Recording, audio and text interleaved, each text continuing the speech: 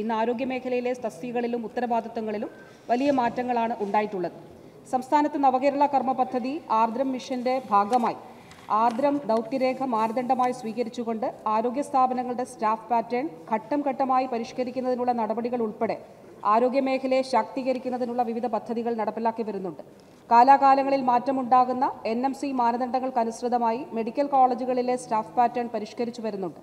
ആർദ്രം പദ്ധതി നടപ്പിലാക്കുന്നതിന്റെ ഭാഗമായി 2016 മുതൽ നാളിതുവരെ 2721 തസ്തികകളും കൂടാതെ വിവിധ സ്ഥാപനങ്ങളുടെ അപ്ഗ്രഡേഷന്റെ ഭാഗമായി 1004 തസ്തികകളും ചേർത്ത് ആരോഗ്യ വകുപ്പിന് കീഴിൽ 3725 തസ്തികകളും ആരോഗ്യ വിദ്യാഭ്യാസ വകുപ്പിന് കീഴിലുള്ള മെഡിക്കൽ കോളേജുകളുടെ അക്കാഡമിക നിലവാരം ഉയർത്തുന്നതിനും അതോടൊപ്പം തന്നെ മെച്ചപ്പെട്ട ചികിത്സാ സൗകര്യം ഒരുക്കുന്നതിനുമായി 2016 മുതൽ നാളിതുവരെ 4641 തസ്തികകളും സൃഷ്ടിക്കപ്പെട്ടിട്ടുണ്ട്.